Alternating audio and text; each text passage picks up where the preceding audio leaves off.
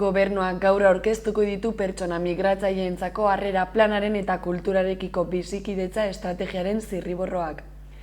Arrazakeriaren eta xenofobiaren aurkako planerako egindako diagnostikoa ere ezagutaraziko da Iruñan egingo den jardunaldi batean. Nafarroko gobernuak migrazio politiketarako zuzendaritza nagusiaren bidez astelehenean persona migratzaileentzako harrera planaren eta kultura arteko bizikidetza estrategiaren zirriborroak jendaurrean aurkeztuko ditu. Jada bukatutako dokumentuak publiko egingo dira eta herritarrek ekarpenak egin ahal izango dituzte behin betiko testuak osatzeko.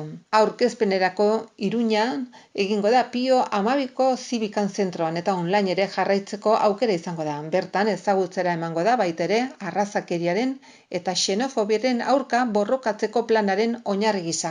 Azken hilabeteetan eta modu parte hartzailean egindako diagnostikoa. Ekitaldia Migrazio Politika eta Justizia Kontseilariz Eduardo Santosek irekiko du.